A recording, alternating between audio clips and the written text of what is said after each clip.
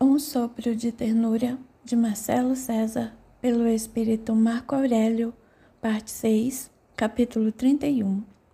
O carrilhão do hall deu 8 badaladas. Todos os convidados haviam chegado. Geralmente eles se reuniam numa saleta contígua à sala de estar, antes de irem para o salão.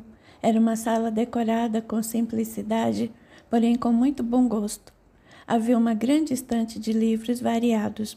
Algumas poltronas, cadeiras e canapés faziam círculo no ambiente, cuja luz fraca convidava todos para a meditação e o contato interior.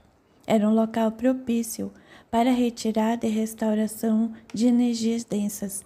Os convidados chegavam, vindos do trabalho ou de suas casas, e ficavam ali por alguns minutos, meditavam, desligavam-se dos assuntos do dia, das pessoas com as quais se envolviam, ou seja, empurravam todo o contato com o mundo externo para fora de suas mentes, e relaxados e sem ligações mentais com o mundo externo, tiravam os sapatos e caminhavam por linda alameda de azaleias e jasmins, que conduziu o convidado até o salão cultural, um anexo construído do lado de fora da casa. Era todo envidraçado e rodeado de alamedas floridas. Valentina entrou na saleta, acompanhada de Lilian. A vida é dura e triste, suspirou Lilian, enquanto sentavam-se numa poltrona. Feche os olhos, ordenou Valentina de maneira doce, porém com modulação de voz alterada, mas firme. Lilian assentiu e cerrou as pálpebras. Valentina respirou fundo. Podemos escolher entre o amor ou o medo, não importa a hora. A qualquer momento, eu posso escolher ficar ao lado do medo e desta forma receber energias perturbadoras que vão me acompanhar e atrapalhar minha vida. Posso, por outro lado, escolher ficar no amor e receber bênçãos e luzes, acreditando que essa energia poderosa pode me abraçar e cuidar de mim, protegendo-me das energias ruins e inspirando-me a decidir o melhor para mim. Se você acredita que a vida é dura e triste, então sua vida será permeada de muito sacrifício e muita tristeza. Vai ser uma vida regada de acontecimentos desagradáveis, um atrás do outro, porque assim você acredita. Os olhos de Lilian, embora fechados, não conseguiu controlar as lágrimas. Valentina prosseguiu, olhos também fechados. Você se vê como vítima do mundo. Acredita que é infeliz e desamparada pela vida. A culpa o mundo pela falta dos pais, culpa Deus por ter sido molestada. Está se tornando uma pessoa amarga e fadada ao infortúnio. Seu espírito está preso ao corpo de uma mocinha aparentemente frágil e desprotegida. Não pode se esquecer, Lilian, de que você viveu muitas vidas e a sua vida agora é o resultado das experiências vividas ao longo dessas encarnações passadas. Está na hora de parar de se castigar. Chegou o momento de deixar de se iludir pelo mundo e tomar posse de si.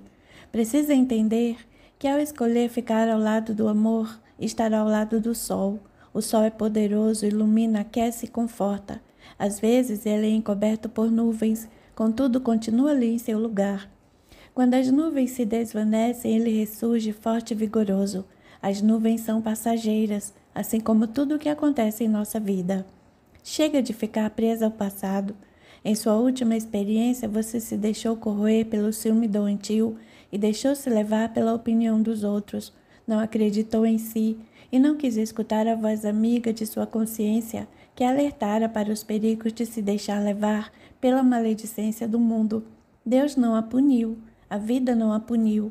Não se esqueça de que colhemos o resultado do que acreditamos ser verdade. Se acredita que o mal vence, ele vencerá. Se acredita tão somente no bem, ele vencerá. Lilian abriu os olhos e enxugou as lágrimas com a costa das mãos. Fungou um pouquinho e Valentina pegou o lencinho sobre a mesinha lateral e o entregou à menina. Núria estava ao lado delas, inspirando Valentina com as belas palavras. Aproximou-se de Lilian e sussurrou: hoje à noite, ao se deitar, vou tirá-la do corpo físico e levá-la para um lindo lugar em outra dimensão. Acredite, esse pesadelo não vai mais se repetir. Ela beijou a fronte da menina. Em seguida, 2 espíritos apareceram e começaram a fazer a limpeza energética do ambiente. Em instantes, a saleta tornava-se novamente um ambiente tranquilo e sereno. Valentina deu a mão para Lilian. Levantaram-se e foram para o salão. Valentina apresentou a menina aos convidados. Duas amigas de sociedade, Maria Helena e Renata, ficaram encantadas com tanta desenvoltura. Lilian estava com propriedade.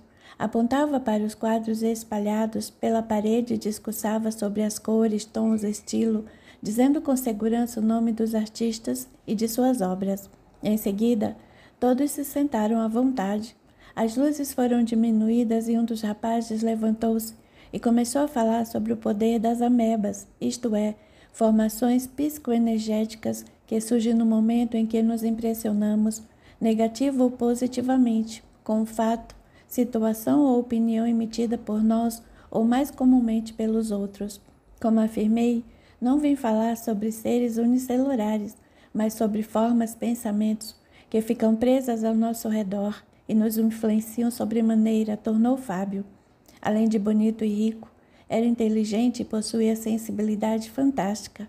Ele prosseguiu: por incrível que pareça, nós todos temos muito medo de sermos nós mesmos. Por esse motivo, criamos regras para sermos aceitos no mundo. Essas regras que criamos são estruturas da mente chamadas de amebas. Quer dizer que amebas nada mais são do que pensamentos ou crenças que aceitamos e acreditamos como verdadeiros, indagou um dos presentes. Isso mesmo. Como temos uma forte crença de que não somos pessoas boas, acreditamos que não seremos considerados no mundo, caso sejamos verdadeiros. São as amebas que criam as situações que iremos experienciar em nossa vida. Para entender melhor essas amebas, basta percebê-las como aquelas nossas vozes interiores com as quais conversamos o dia todo. Elas são frutos de nossa vontade e de nosso poder. Então podemos criá-las, recriá-las ou mesmo destruí-las? Sim, podemos criar ou destruir essas estruturas mentais de acordo com a necessidade de nos defendermos do mundo. Se você acredita num mundo duro e triste, essas amebas vão criar situações duras e tristes em sua vida, porque assim você acredita. Você dá alimento a essas estruturas mentais quando acredita que o mundo é perigoso, por exemplo. Do mesmo modo, se acreditar que a vida é boa e cheia de ótimas oportunidades de crescimento, essas estruturas vão ajudá-lo a experimentar situações as mais positivas possível. Tudo é uma questão de escolha interior. Precisamos rever nosso sistema de crenças, perceber quais delas nos fazem bem e quais nos perturbam. Essas que nos perturbam precisam ser dissolvidas e trocadas por amebas positivas que nos ajudem a viver bem conosco e com o mundo ao nosso redor. Podemos concluir, portanto, que amebas são formações psicoenergéticas que surgem no momento em que nos impressionamos negativo ou positivamente com o fato, situação ou opinião emitida por nós ou mais comumente pelos outros. O estudo decorreu de forma agradável, como de costume. No encerramento, todos se levantaram e deram as mãos, pedindo lucidez e clareza de ideias em suas vidas. Depois, os convidados serviram-se de lanchinhos e refrescos. Alguns artistas apareceram em seguida e o ambiente tornou-se alegre e festivo. O artista começou a desenhar o rosto de Valentina numa tela. Outro pegou Lília pelas mãos e a conduziu até o piano. Sentaram-se e ele tocou uma música clássica. Terminada a música, ele pediu que Lília o ajudasse a tocar uma marchinha muito em voga na época. Lília foi dedilhando uma nota aqui e outra ali. Notou que tinha facilidade em tocar as notas musicais, embora nunca tivesse tido aulas de piano. A noite transcorreu alegre e passava das 2 da manhã quando o último convidado despediu-se delas. Lília estava cansada, mas feliz. Vamos? Disse Valentina enquanto passava o braço pela cintura da menina.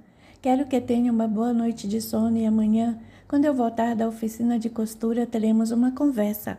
Uma conversa, sim, mas não se assuste. Estive pensando e quero lhe fazer uma proposta, uma boa proposta. Se é boa, eu aceito. Pode adiantar? Não, senhorita. Agora é hora de dormir. Você deveria estar deitada a horas. Hoje foi uma exceção. Adorei a noite. O discurso do Fábio foi muito lindo, eu entendi alguma coisa. Parece que ele estava falando tudo aquilo para mim. Agora percebo como sou responsável por tudo o que me aconteceu.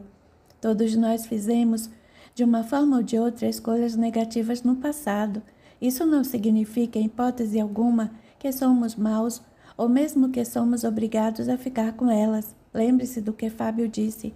Podemos criar ou destruir essas estruturas mentais ou mesmo recriá-las. Isso posto, temos a liberdade de escolher nos livrar dos velhos condicionamentos que nos perturbam e atravancam nosso caminho rumo à lucidez. A partir de agora, você vai dormir aqui. Lilian assentiu com a cabeça. Entraram na casa e lá o silêncio reinava. Todos os criados dormiam a sono alto. Elas subiram a escada e despediram-se no corredor.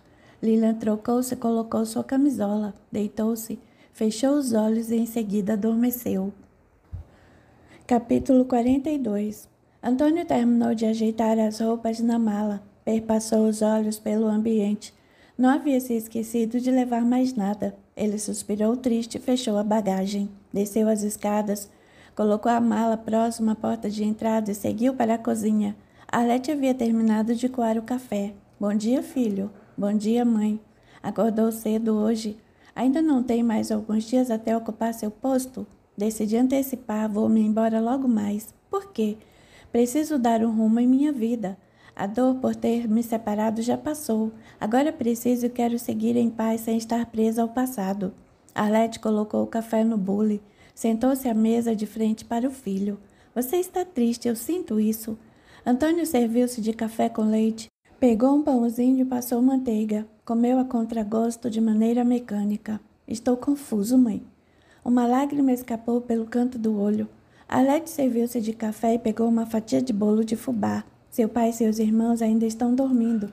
Podemos conversar um pouco. Não quero conversar. Está bem, mas de que adianta negar o fato de gostar de Lenita? Antônia arregalou os olhos. Como assim? Sou sua mãe. Você foi gerado aqui dentro, apontou para a barriga. Conheço todos os meus filhos e até Lenita, que embora não tenha saído de mim, conheço como a palma de minha mão. Tem tido sentimentos diferentes por ela, não é? Estou encabulado e sinto vergonha. Sou um homem de 25 anos de idade. Como posso sentir algo diferente por uma menina de 6? Como se sente ao lado dela? É como se eu a conhecesse há muito tempo, mas como mulher e não como uma menininha. Não sou um monstro e jamais faria qualquer barbaridade. Sei disso. Gosto dela e de outra forma não é crime desde que você espere ela crescer e tornar-se mulher. Eu gostaria de esperar. Quem sabe daqui a alguns anos ela também perceba o mesmo. O fato é que eu vou embora e ela vai ficar aqui ao lado do Luizinho. Ele gosta muito dela, tenho medo de ela crescer e apaixonar-se pelo seu irmão. Na verdade eu preciso esquecer tudo isso, mãe. Quero ir embora cuidar da minha vida. Quem sabe eu não vá encontrar em Campinas uma moça de bem e ser feliz. Lenita é uma garotinha linda e encantadora. Talvez eu tenha misturado as emoções. Quem sabe não vou casar e ter uma filha. Arlete sorriu e não respondeu. Havia notado os olhos do filho sobre Lenita. Não eram olhos de desejo ou de volúpia, mas olhos de puro amor. Antônio sorria diferente quando estava perto da menina. Percebia que ele ficava mais alegre e conversava mais.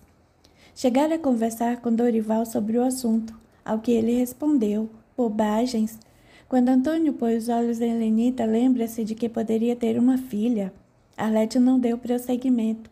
Sabia que Antônio, muito correto e responsável, iria embora o quanto antes. Todavia, algo dentro dela dizia que essa história não havia terminado. Prometo que eu vou escrever, mãe. Vou escrever todos os meses. Um dia, quem sabe, eu volto. Eles se abraçaram e despediram-se emocionados. Antônio vai voltar, disse para si quando ele dobrou o portãozinho de madeira e partiu rumo à estação de trem. Ele um dia vai voltar. Falando sozinha, mãe. Lenita acordada, ainda é cedo. Sentiu o cheirinho de café e desci. Estou com fome. Vamos, vou lhe servir café com leite. Entraram e sentaram-se à mesa. Antônio foi embora, né? Foi. Ele vai voltar daqui a muitos anos. Por que diz isso? Tive um sonho esta noite. Arlete sorriu, serviu a xícara de café com leite e cortou um generoso pedaço de bolo de fubá. Conte para mim, filha. Lenita primeiro mordeu o pedaço de bolo e em seguida sorveu o líquido morninho. Estava num quarto e havia sangue e pessoas mortas. Arlete levou a mão à boca. Credo, filha, que sonho ruim, foi um pesadelo. Lenita abriu largo sorriso. Não, mãe, não foi pesadelo. Deixa eu lhe contar. Eu estava nesse quarto sujo e eu era uma das pessoas mortas. Aí uma mulher bonita, bem bonita, apareceu e me levou. Tinha uma moça que também havia sido morta, era Lilian. Nós duas fomos levadas para um lugar cheio de plantas e flores e descobrimos que fomos assassinadas. Fiquei triste, mas em seguida um moço bonito apareceu e disse que iria cuidar de mim. Ele era a cara do Antônio. Do Antônio, seu irmão. Ele tinha sido meu noivo no passado. Disse-me que ia cuidar de mim nesse lugar. Só que ele precisava renascer antes de mim. Havia feito planos com você e papai e precisava reencarnar. Declarou que iríamos nos reencontrar, casar e ter filhos. Sonhou tudo isso? Sonhei. Sei que eu era no sonho, mas com outro corpo e outro nome. Mas fiquei tão feliz quando reencontrei o Antônio. Pode acreditar, mamãe. Ele vai voltar um dia e vamos nos casar. Você é uma menininha. Como pode pensar num assunto de gente grande? Porque sei que isso vai acontecer, ora. Lenita falou, pegou outra fatia de bolo e passou manteiga. Comeu a fatia com gosto. Enquanto Arlete, estupefata, tentava entender o sonho da filha e os sentimentos de Antônio, que naquele momento já estava na estrada, bem longe de casa. Quando adormeceu, o perispírito de Lilian desprendeu-se do corpo físico e ela foi despertada por Nuri. Ao abrir os olhos em outra dimensão, teve uma grata surpresa. Mamãe, você voltou. Nuri abraçou com carinho. Não voltei, meu amor. Vivo numa outra dimensão. Você morreu tão nova. Eu quis voltar ao planeta por pouco tempo. Reencarnei para trazer você e Clara ao mundo. Eu quis dar a vida às duas. Minha mamãe linda. Lilia abraçou-a novamente. Nuri era um espírito de muita luminosidade, muita firmeza, ou seja, tinha equilíbrio entre luz e sombra. Havia retornado ao planeta como Rosa, em última existência, para gerar as meninas. Cumprido seu intento, Nuri regressou ao mundo espiritual e logo readquiriu a forma de uma existência passada. Você está diferente, mais bonita, mais bem tratada. Aqui nesta dimensão, podemos ter a forma que desejarmos. Eu prefiro ficar com essa aparência de quando vivíamos na França. Lilia fechou o senho. Entristeceu-se. Não gosto de me lembrar dessa época. Foi lá que tive a maior decepção de minha vida. Aprendi que não podemos confiar nas pessoas e que o mundo é muito vil. Eu não merecia passar pelo que eu passei. Passamos pelo que precisamos passar, de acordo com nossas crenças. Você acreditou no mal e deu força a ele. Se tivesse escutado a voz de sua consciência, sua vida teria sido completamente diferente. Eu amava Paul, porque tive de morrer tão jovem. Até hoje pensam que eu matei os dois e em seguida me matei. Você sabe que é mentira. Uma lágrima escorreu pelo canto de seu olho. Nuri colocou a cabeça da garota em seu peito. Enquanto alisava seus cabelos, falou com voz doce. Lilia, está na hora de perdoar a si mesma pelos erros do passado. É difícil. Ainda fica tudo confuso na minha mente. Vou ajudá-la. Nuri afastou-se e pousou a mão na testa de Lilian. A menina fechou os olhos e, num instante, toda uma outra vida se descortinou à sua frente. Capítulo 43. Por volta de 1770, a França era bem diferente do que viria a ser alguns anos depois, em decorrência da Revolução Francesa. Foi uma época em que o reinado viu a prosperidade da aristocracia e da opulenta burguesia, ainda que o país estivesse à beira da bancarrota. Apesar de, tradicionalmente, ser conhecido como homem voltado ao prazer e aos caprichos, Luís XV fez destacar o reino no plano intelectual e das artes. A jovem Lilia não estava interessada nos assuntos do rei, de suas amantes ou da corte em geral. Estava apaixonada e seria feliz. Filha de um artesão, ela conheceu um nobre. Paul era um rapaz muito bonito e muito galante. Estava noivo de Claire. Contudo, ao conhecer Lilian, apaixonara-se verdadeiramente. Mas os casamentos naqueles tempos eram baseados em acordos e nunca nos sentimentos dos nubentes. Paul gostava do dinheiro que iria ganhar casando-se com Claire. Por mais que amasse Lilian, eles não podiam se unir, não pelas vias do matrimônio. Eles se encontravam uma vez por semana e Lilian entregava-se a ele. Amavam-se e Paul era sincero. Sabe que não tenciono casar-me com você, não posso. Fuja. Podemos ir para outro país juntos. Poderemos vencer e até ganhar dinheiro, ter uma posição, afinal você é um nobre. De forma alguma. Eu não tenho onde cair morto. Minha família está falida. O casamento com Claire vai beneficiar muitos. E quanto ao nosso amor, você poderá ser minha amante. Eu não posso viver sem você. Sei disso e eu também não. Tenho uma ideia melhor. Por que não apresento a Claire?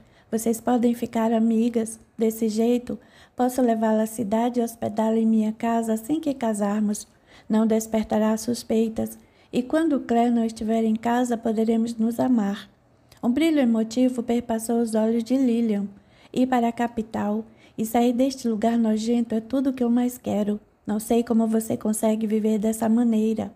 Nisso Paul tinha razão. Lilian morava num subúrbio, numa casa de 3 andares com 16 famílias. Sim, 16. Uma família em cada quarto. Lily estava cansada dessa vida tosca e aceitou partir com o amado, mesmo sob os protestos da irmã Camille.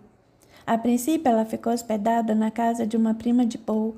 Natalie era uma mulher bonita. O que tinha de bonita, tinha de rancorosa. Era apaixonada pelo primo, mas eles não podiam se casar. O dote que a família de Claire oferecia pelo casamento era muito mais valioso do que o pequeno dote que o pai de Natalie poderia oferecer. Natalie dissimulava a contrariedade. Desde pequena sonhava em se casar com o primo. Paul nunca lhe dera trela. Era galanteador. Saía com várias mulheres, mas nunca Natalie despertara nele qualquer interesse. Ela havia se casado anos antes e não se dava bem com o esposo. Viviam sob o mesmo teto, porém cada um levava sua própria vida. Quando ele apareceu com Lilian e pediu que a prima acolhesse por algum tempo, até que o casamento fosse consumado, Natalie viu a chance de melar o matrimônio e reavivar o sonho de casar-se com Paul. Ela fingiu ser simpática e aproximou-se de Lilian. Ficaram amigas e aos poucos Natalie foi destilando seu veneno, falando sobre a vida de amante. Se ele a ama de verdade, por que vai ser sempre a outra? Não tenho dote. Meu pai é artesão e não temos nada a oferecer. Desde que Paul continue me amando, eu não me importo. E se ele amanhã se cansar de você, vai viver de quê? Não, ele nunca vai me deixar. Tenho uma amiga que sofreu muito nas mãos de Paul. Mesmo, como assim? Ele prometeu mundos e fundos para Dinah. Ela acreditou e deixou de se casar com outro nobre para viver com Paul. Ele desistiu no último instante. Dinah perdeu o noivo, a reputação e hoje vive amargurada e triste. Mas ele me ama. Se tem tanta certeza disso. Natalie foi plantando na cabeça de Lilian as sementes de discórdia, de desconfiança dia após dia. Trouxe Dinah para o convívio delas e, à primeira impressão, Lilian não gostou dela. Havia algo de estranho, de sinistro naquela mulher. O que ocorrera de fato é que Paul havia se interessado por Dinah há muito tempo atrás. Ela não conseguia ser fiel e o traía à torta e à direito. Paul um dia descobriu as escapadelas e a deixou. Dinah arrependera-se, porém era tarde demais. Paul havia conhecido Lilian e apaixonara-se de verdade pela moça. O tempo foi passando e Lilian viu-se cada vez mais influenciada pelos pensamentos tóxicos de Dinah e de Natalie. Nesta altura da história, ela não queria mais que ele se casasse com Claire. Acreditou em todas as barbaridades que Natalie e Dinah lhe contaram e estava decidida, não queria mais ser a outra. Diante disso, ela deu um ultimato ao amado. Ou ele se casava com ela ou Claire iria saber de seus encontros amorosos. Paul a amava, contudo não gostou de ser pressionado. Se o casamento fosse desfeito, sua família perderia absolutamente tudo. Ele não podia de forma alguma ser chantageado. Resolveu contar tudo a Claire, pois não queria viver sob chantagem de forma alguma. Claire foi muito compreensiva, mulher inteligente e prática. Percebeu que enquanto o casamento não se consumasse, ela poderia perder o noivo. Se eles se amavam, iriam se casar, acreditava ela. Por que então ela não se entregava a ele? Dessa forma, o interesse por Lilian iria se acabar como que por encanto. Ele não pensou 2 vezes. Deitou-se com Paul 1, 2, várias vezes. E, de fato, o interesse dele por Lilian foi diminuindo. Afinal, agora Claire dava-lhe tudo o que precisava. Lilian começava a ser descartada. Natalie foi categórica. Eu lhe falei Ele fez com você o mesmo que fez com Dinar. Entre lágrimas, Lilia balançava a cabeça para os lados, completamente desiludida. Ele não pode fazer isso comigo, ele me ama. Bobagem, mentira. Lilia enlouqueceu. Procurou Paul para reatar em mais nada. Ele estava irredutível. Iria se casar em breve. O pai de Claire iria acertar algumas pendências com relação ao matrimônio, e logo estariam casados e com a situação financeira de sua família restaurada. A dor foi imensa. Ela não queria voltar para onde morava, mesmo sob insistência da irmã que tanto lhe queria bem. Lilia não queria mais viver naquela casa cheia de cômodos e infestada de gente pobre. Nathalie, você pode me ajudar? De que forma? O que podemos fazer para que esse casamento não aconteça? Não sei. Claire e Paul não podem se casar. Bom, a única maneira que vejo é...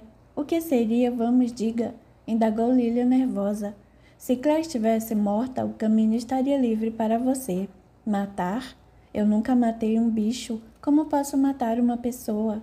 Nathalie deu de ombros. Na verdade, ela é quem estava se consumindo de ódio pelo casamento do primo. Finalmente ele iria se casar e os sonhos dela de se separar e se tornar a Madame Dubreuil estava a ponto de não se concretizar. A constatação de que Paul tornou-se definitivamente parte do seu passado foi quando descobriu que Lilia estava grávida. Não pode ser. Você está grávida de Paul, indagou Nathalie furiosa. Eu só me relacionei com ele, tenho certeza absoluta. E agora? Vou ter esse filho. Vamos ver se ele volta para mim. Claro que volta. Essa criança não estava nos planos de Nathalie. Precisava dar um sumiço em Lilian. Numa noite, Nathalie encontrou-se às escondidas com Dinar. Precisamos fazer algo, essa criança não pode nascer. Dê um chá abortivo para ela. Lilian é esperta.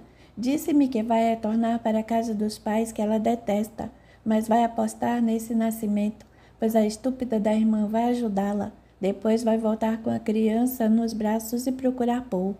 Esperta essa garota, mais esperta que você. Nathalie perdeu o controle. Essa fedelha não pode ter esse filho, e esse casamento com Claire não pode acontecer. O que quer que eu faça que a mate? Não deixa de ser uma boa ideia. Não sou assassina. Nathalie bramiu descontrolada. Posso conseguir. Baixou o tom de voz. Um bom dinheiro após meu novo casamento. Se eu me casar com Paul, farei de você minha protegida. Não posso me arriscar. Você é uma fraca. Não sou fraca, mas podemos fazer com que Lilia cometa o crime. Ela é boba, tem razão. Ela é uma tola apaixonada. Creio que se Paul pudesse escolher, teria Lilian como esposa. Nathalie sentiu novamente aquele ódio no peito. Não fale um absurdo desses, mas é verdade. Sabemos que Paul lá no fundo ama Lilian. Ele até gosta de Claire. Entretanto, o dinheiro está falando mais alto, e cá entre nós Lilia não pisa nem formiga. Já sei o que podemos fazer para afastá-la. Uma ideia horrível passou pela mente de Nathalie. Ela contou o plano sórdido com a ajuda de um amigo. Poderiam colocar Lilia no sanatório. Como os loucos eram tratados de maneira pavorosa, em pouco tempo a moça estaria em total desequilíbrio. A criança, ao nascer, seria entregue para adoção. Ela não tem familiares por perto. Damos bastante vinho para ela e quando acordar, estará no sanatório presa. E de que vai adiantar? Paul vai se casar mesmo assim, ajuntou de Norá. Você não quer se vingar dele? Ele também a abandonou. Sim, mas o que fazer? Eu traí. Não tenho controle sobre o sexo. E de mais a mais ninguém manda no coração. Você também é muito boba, Diná. Prefere vê-lo feliz ao lado de outra depois de ter espezinhado seu coração. Diná mordiscou os lábios. Estava insegura. Não sabia se acreditava em si ou nas duras palavras de Nathalie. Algumas sombras escuras aproximaram-se dela e sussurraram em sua mente para que aceitasse participar do plano diabólico. Por fim, depois de dar ouvidos a Nathalie e aos espíritos menos esclarecidos ali presentes, Diná resolveu optar por se vingar. Farei o que me pedi. Nathalie sorriu de maneira mórbida. Tudo sairia como ela planejara. Se não podia ter Paul, ele também não teria ninguém. Não teria Lilia, não teria Claire e não teria Diná. Estava decidida.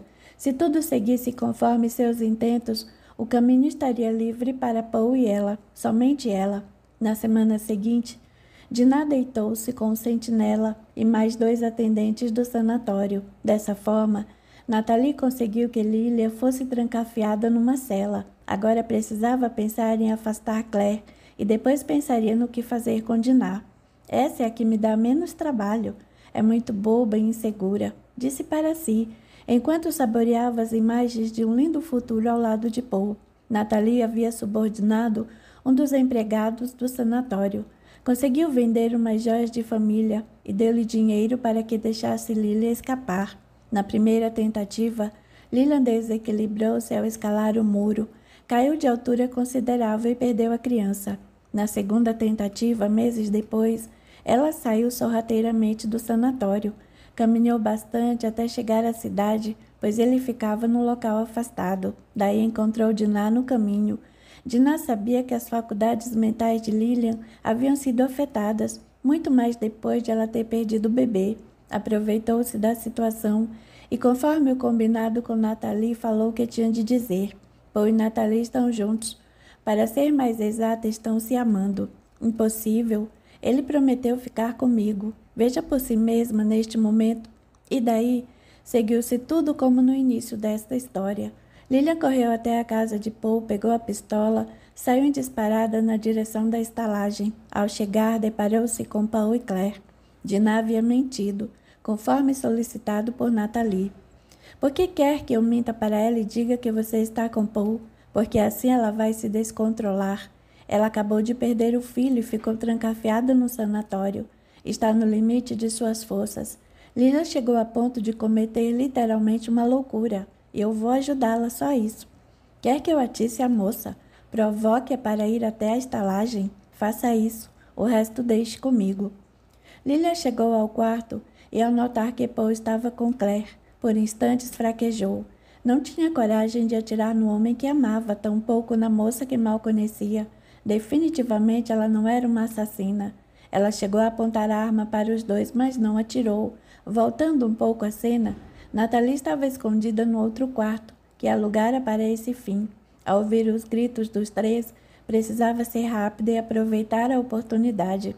Munida de um revólver, ela entrou feito um tufão no quarto e atirou no casal, primeiro em Claire, depois em Paul. Lilian mal conseguia tirar os olhos daqueles corpos caídos e sem vida. Com a garganta seca, a voz entrecortada, perguntou aterrorizada e pressentindo o que estava prestes a lhe acontecer.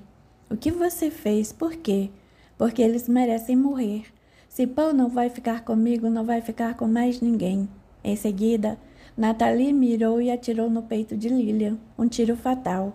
Imediatamente, de maneira fria e no gesto calculado, colocou a arma na mão de Lilian, pegou a pistola da outra e saiu do aposento, entrando no quarto ao lado. Quando o gerente da estalagem subiu, encontrou os 3 corpos caídos no chão. Paul, Claire e Lilian tiveram morte instantânea. O caso virou notícia, pois envolvia a morte de gente da nobreza. No entanto, como todo o escândalo, teve os dias contados, porquanto em 1774, com a morte de Luís XV, seu neto Luís Augusto foi coroado rei, com o título de Luís XVI. O povo interessou-se mais pelos escândalos de sua esposa Maria Antonieta, e esse triste episódio caiu no esquecimento do público. Mas não caiu no esquecimento de Diná. Ao saber dos assassinatos, ela não acreditou na versão que se tornara oficial aos olhos dos homens, de que Lilian, enciumada, matara Paul e Claire, e depois se matara. O comissário de polícia, encarregado de investigar o caso, só ficou intrigado com um brinco encontrado no chão perto dos corpos. É um entra e sai nesta estalagem que deve ser de outra hóspede, justificou o gerente. Todavia, Diná sabia da verdade. Soubera do brinco achado entre os corpos e sabia que conhecia de algum lugar. Não demorou muito para se recordar de que o brinco em questão era de Nathalie. Numa tarde, ao saber que Nathalie não se encontrava em casa, Diná entrou, vasculhou suas gavetas e encontrou o brinco que completava o par. — O que faz em minha casa? Indagou Nathalie nervosa. Diná sorriu e mostrou o brinco. Acharam outro no quarto na tarde do crime. Não, eu. Não precisa me explicar nada, querida. Somos amigas, esqueceu? Foi dessa forma que Diná ganhou algumas joias e outros favores de Nathalie.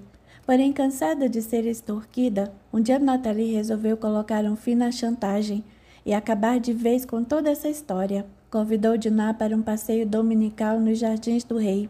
Por 2 anos, Nathalie fez esse jogo de amiga fiel. Dizia a Dinah que o passado estava enterrado e não guardava mágoas ou rancores, mesmo depois de eu chantagear você, claro. Entendo que você ficou agastada com toda aquela situação. Agora somos você e eu no mundo. Que quer dizer? De que adianta os homens se temos uma outra? Podemos ser felizes juntas? Será? Nathalie a seduziu e tornaram-se amantes, mas por pouco tempo.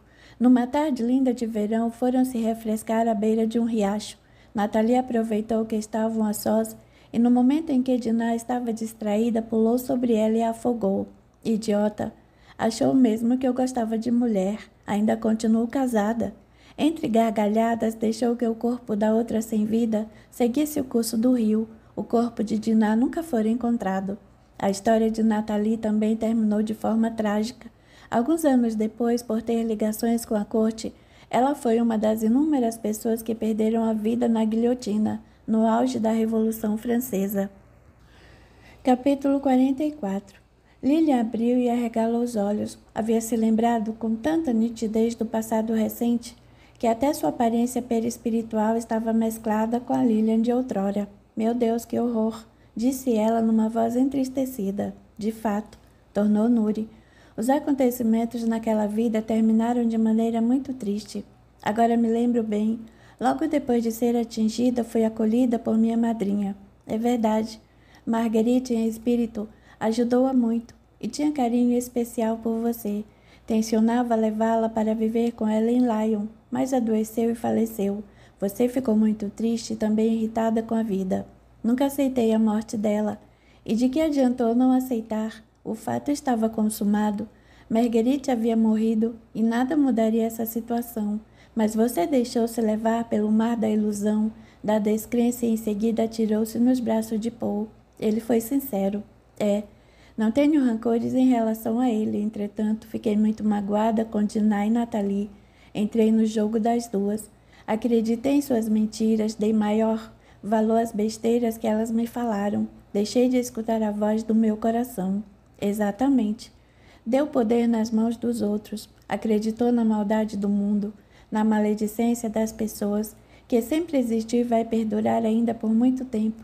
As pessoas encarnadas no planeta, quando se sentem ameaçadas, lançam mão de tudo, principalmente da maldade, para se defender.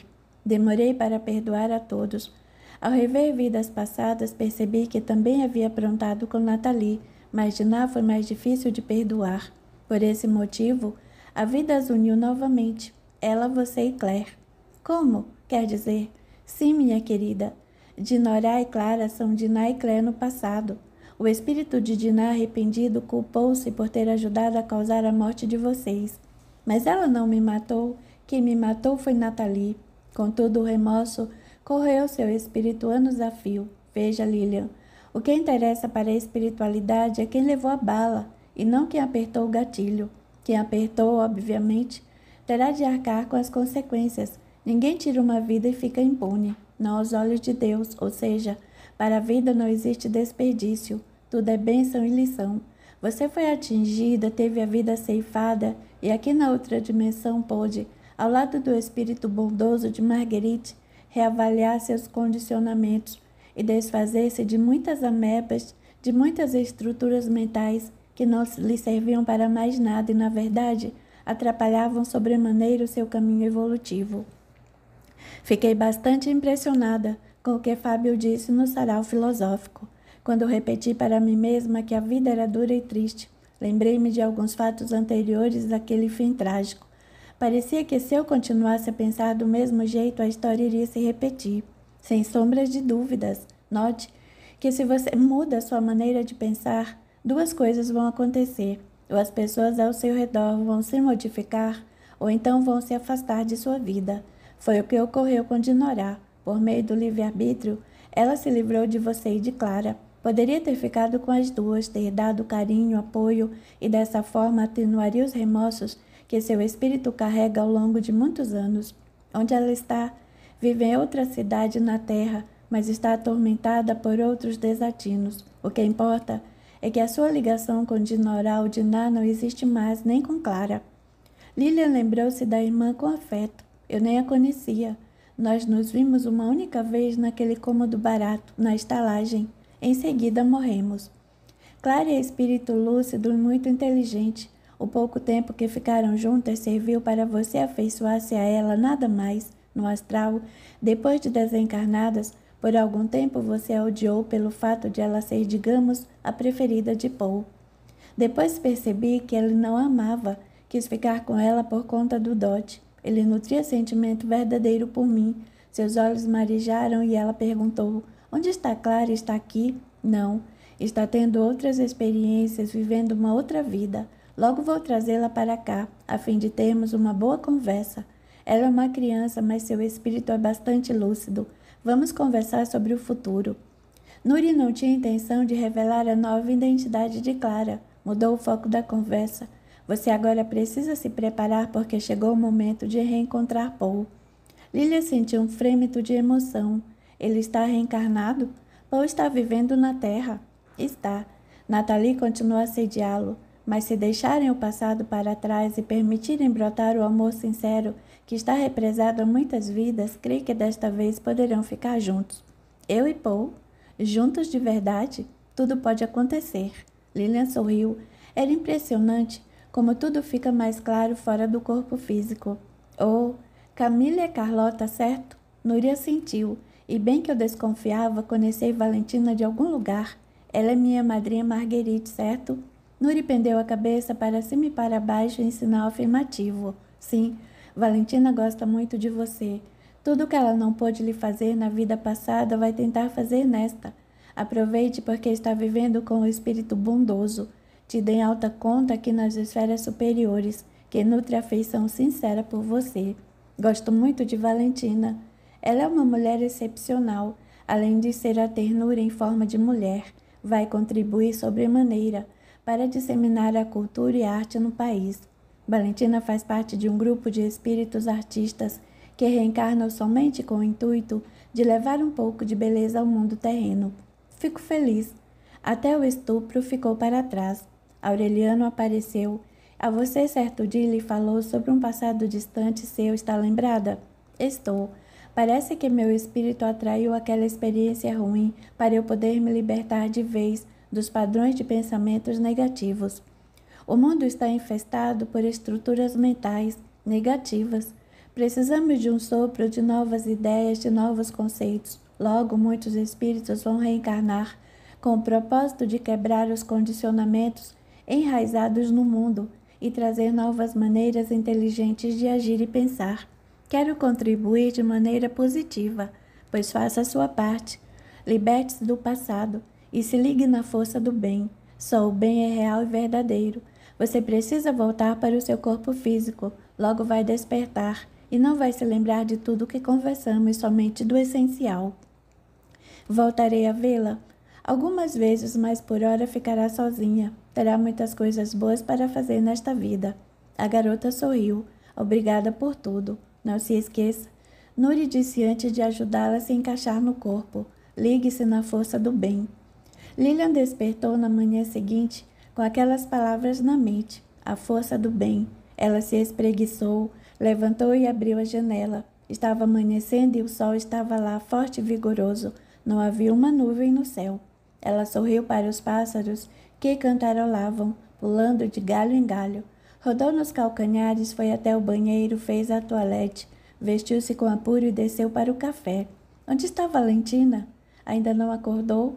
Também fomos dormir tão tarde. Passava das 2 da madrugada. Benta balançou a cabeça para os lados, sorridente como sempre. Ela acordou bem cedo.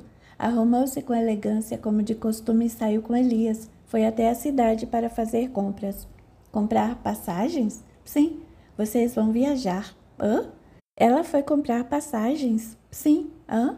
Lilia deu de ombros e serviu-se de café e leite. Em seguida, pegou um pãozinho, passou manteiga e depositou sobre o pratinho ao lado. Marilda apareceu com um lindo sorriso nos lábios. Bom dia, disse ela cheia de entusiasmo. Bom dia, você está tão bonita. Acha?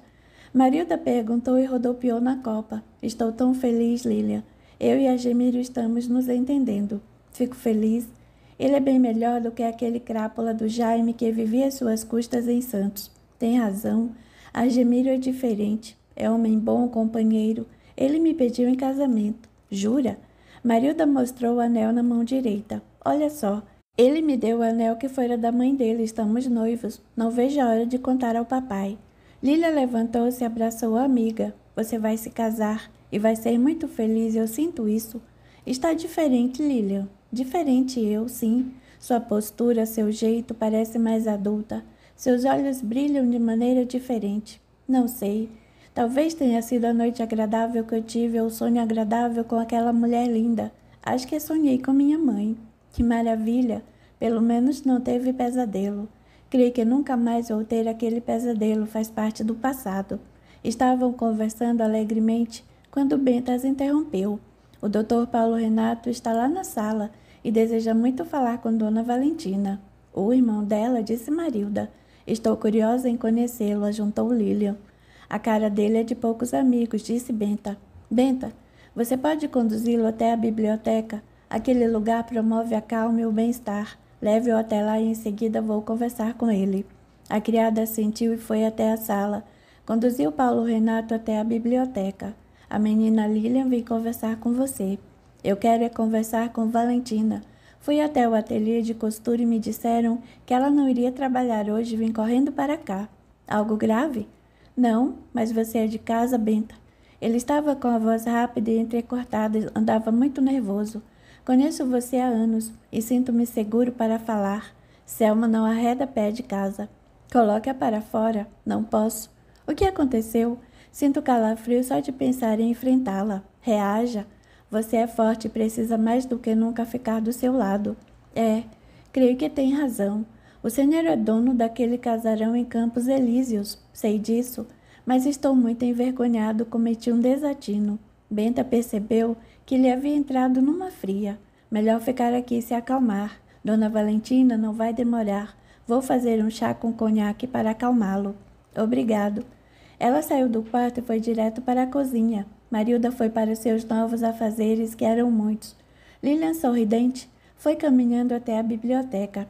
Ao entrar e ver Paulo Renato, com os cotovelos apoiados na mesa, segurando o rosto e fitando o chão, ela sentiu aquele mesmo frêmito de emoção. O coração estremeceu. Imediatamente o rosto dele se transformou no de Paul. A menina abriu e fechou os olhos. Só podia ser ilusão de ótica.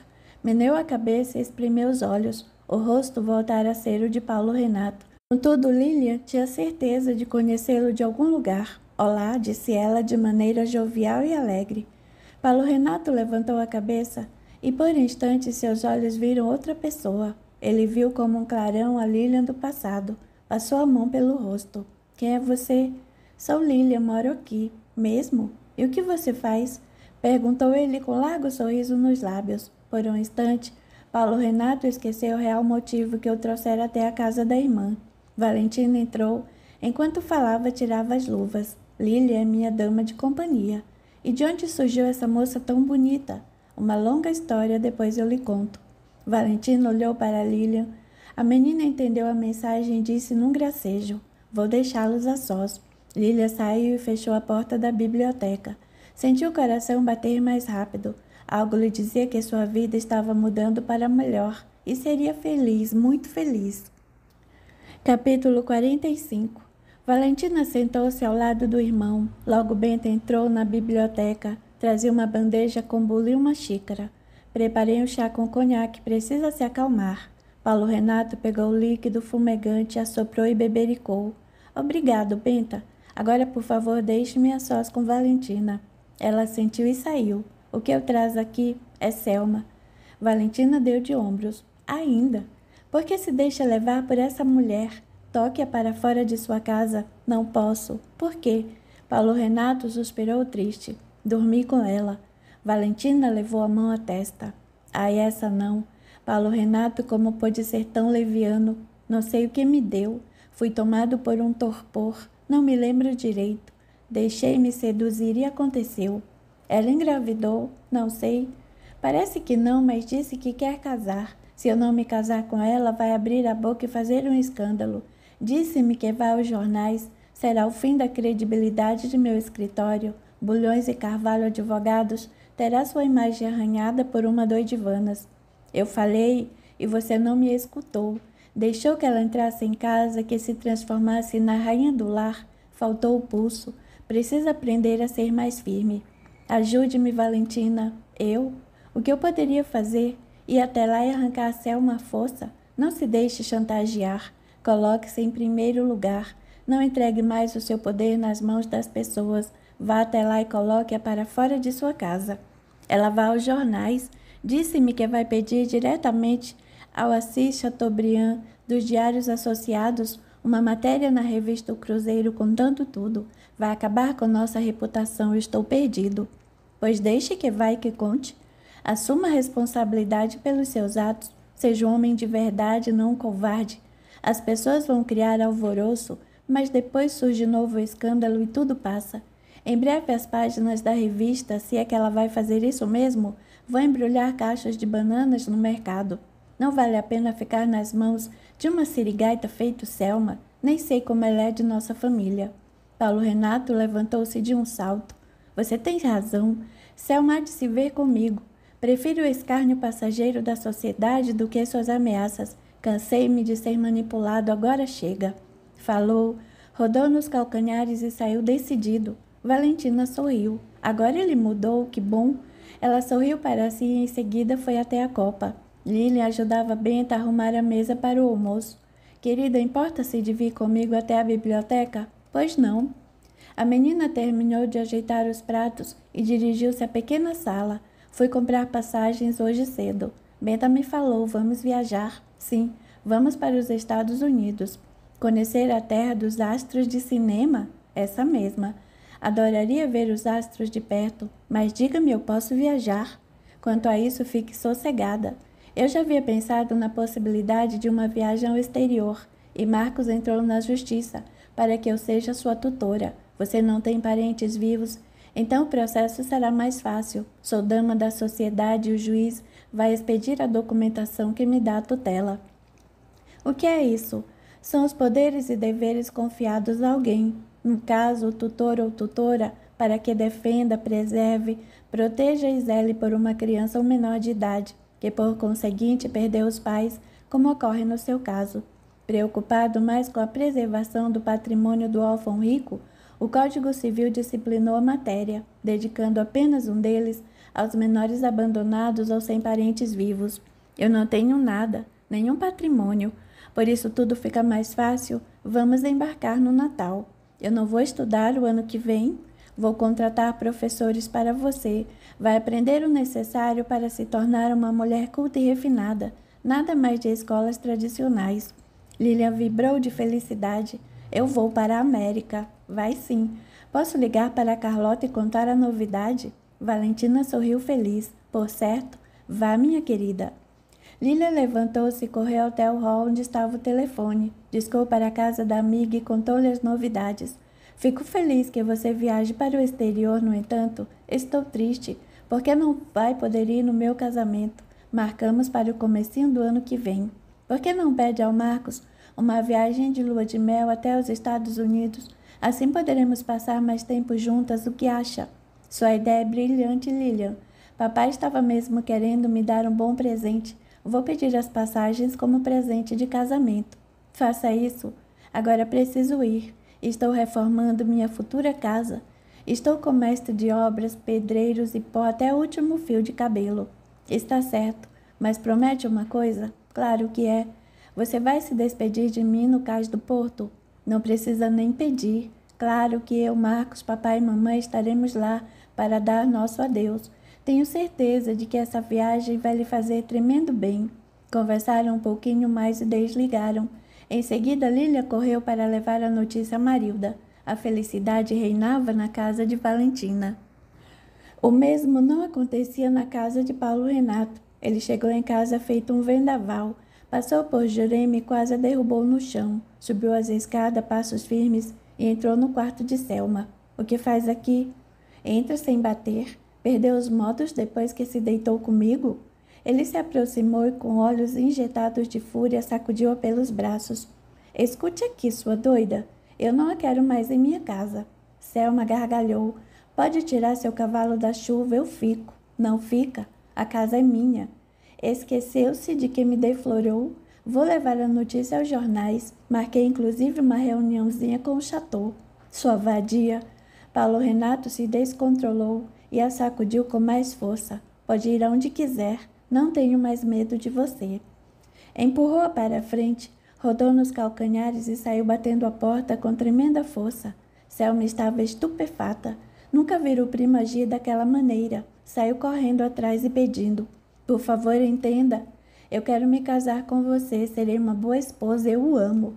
Paulo Renato descia as escadas e não olhava para trás. Sai de minha casa, sua louca. Eu vou embora agora. Vou para o escritório.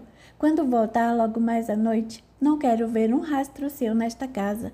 Se ainda estiver aqui, irei ao distrito policial e arranco você daqui à força. Ou então, vou até a casa do governador na outra quadra. Eu é que farei um escândalo. Saiu, bateu a porta com tremenda força. Jurema torcia as mãos nervosamente no avental. O que deu no patrão? Está de ovo virado? Se está ou não de mau humor, eu não sei, disse Selma entre dentes.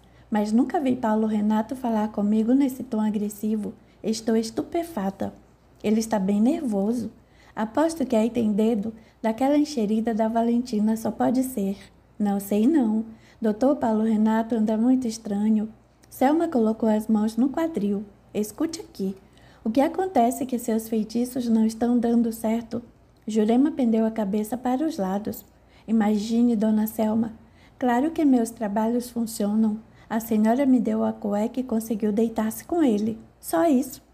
E afastei aquela tonta da Inês. Ela foi atropelada e nunca mais vai sair da cama. Dá certo o que eu faço.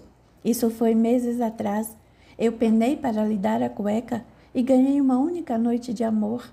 Que amarração mais chinfrinha é essa, Jurema? Eu quero mais, muito mais. Quero Paulo Renato comendo aqui na minha mão, apontou. Quero ele subjugado, dominado. Exijo que ele tenha olhos só para mim e você trate de arrumar logo isso. Posso tentar, dona Selma. Tentar? Está louca. Preciso comprar muito material. Uma amarração como essa sai muito caro. Dane-se o valor, desde que dê resultado. Posso ver o que fazer. Rápido, pois não posso perder tempo. Ou Paulo Renato se casa comigo ou se casa comigo, exclamou nervosa. Essa é a única alternativa, entende? Estou desesperada, Jurema. Calma, senhora. Vou lhe fazer um chá de cidreira. Chá não vai resolver meu problema. Você vai fazer essa amarração para mim, contudo, vai demandar tempo. Paulo Renato vai chegar logo mais à noite e vai me arrancar desta casa. Ele é advogado, amigo do governador. Ele é muito influente e sabe das coisas. Isso é verdade, dona Selma. Eu só posso fazer esse tipo de trabalho na semana de lua cheia. Só na semana que vem é que vou ter condições de fazer o que a senhora deseja. Não posso sair daqui. Se eu sair hoje, não volto nunca mais. Você precisa me ajudar, Jurema. Eu? Indagou de maneira aturdida. Não sei o que fazer. Sei lá. Faço uma oração para um de seus guias espirituais. Eles não têm poder. Não é assim que funciona. Selma andava de um lado para o outro da sala nervosa. O motorista apareceu para saber se as malas estavam prontas. Quase que o coitado foi atingido por cinzeiros, vasos e outros objetos voadores. Selma estava fora de si, sentia-se acuada e aflita. Ele vai me botar para fora de casa, sei disso. Eu sinto. E agora o que fazer? Como me manter nesta casa? Ela andava para lá e para cá. Jurema correu até a cozinha e preparou um chá de cidreira. Trouxe a xícara fumegante numa bandejinha. Tome, dona Selma, calme-se. De nada vai adiantar ficar assim nervosa. É uma mulher inteligente e astuta. Vai encontrar uma maneira de permanecer nesta casa. Como? Tome o chá. Selma pegou a xícara e entornou levemente o líquido quente boca dentro. Devolveu a xícara à mesinha. Fechou os olhos e deixou o corpo cair sobre o sofá. Tirou os sapatos. Jurema, dê-me uma luz. A criada pensou e de repente sorriu. Já sei. O que é? Indagou Selma aflita e curiosa. Vamos, diga-me o que é, criatura. Bom, Lembra-se de como a senhora entrou e ficou nesta casa? Não torceu o pé depois que tropeçou na escada? Sim, mas o que tem uma coisa a ver com a outra? Dona Selma, finja um novo tombo, torça novamente o pé. Garanto que o Dr. Paulo Renato, ao constatar que seu tornozelo está luxado, vai sentir leve remorso e vamos ganhar mais uns dias, só até semana que vem, quando eu tiver como fazer novo feitiço em plena lua cheia. Selma levantou-se de um salto, com os lábios abertos num enorme sorriso. Ela aproximou-se de Jurema e abraçou e beijou numa das faces. A criada mal podia acreditar numa demonstração de afeto desse tipo. Você é um gênio. Sabia que seus guias iriam me ajudar a encontrar uma ótima solução. Quando ele se aproximar com o carro, a senhora cai uns 2 degraus até o chão. Eu corro para chamá-lo e o resto do teatro fica por sua conta.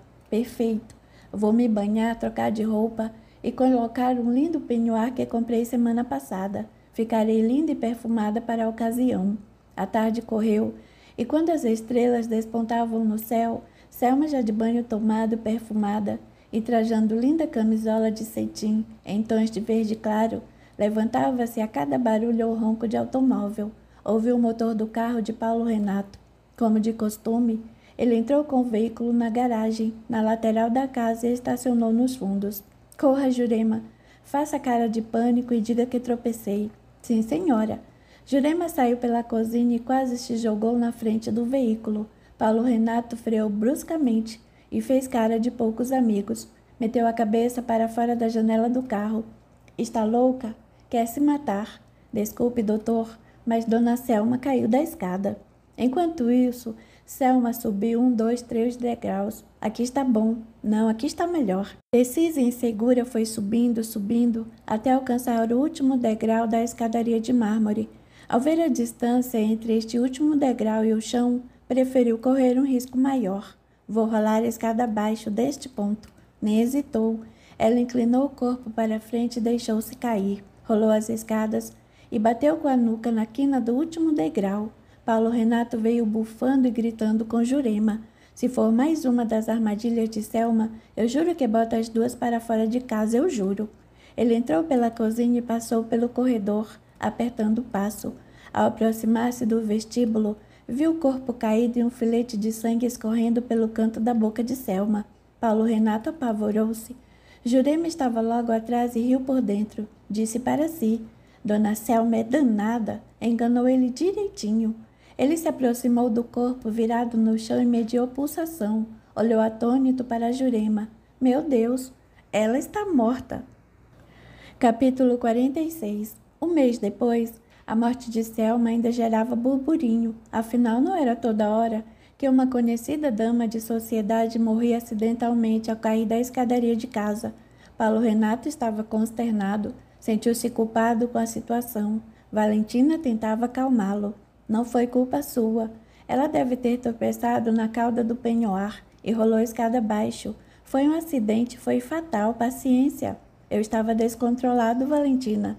Pensei que Selma estava aprontando mais uma para ficar na casa. Confesso que não esperava por um desfecho tão trágico. Selma fez suas próprias escolhas. Ela foi a única dona do seu destino. Poderia ter feito outras escolhas e talvez estivesse viva. Não me perdoo. Não pense assim. A dor e a culpa só trazem aborrecimentos para nós. Mude sua forma de agir e pensar. Impossível. Não consigo olhar para a escada. Você está impressionado. Às vezes parece que vejo Selma subindo as escadas. Valentina sentiu um arrepio desagradável. Vamos rezar pela alma dela. Vou à igreja acender uma vela. Faça isso, mas por favor, não se sinta responsável pela morte dela. Selma foi a única responsável pelo fim trágico de sua própria vida. Paulo Renato afundou as mãos sobre o rosto. De fato, ele estava bastante mexido com toda a tragédia. Valentina sugeriu, por que não vem viajar comigo e Lilian? Viajar? Sim, partimos depois de amanhã, noite de Natal. Eu prometi a ela que este seria bem diferente do anterior. Afinal, no Natal passado, ela havia acabado de perder o pai. Não posso. Marcos vai se casar mês que vem. Eu lhe dei 2 meses de licença. Não posso deixar o escritório apenas nas mãos dos funcionários. Converse com os outros diretores. Peça ajuda ao seu Milton.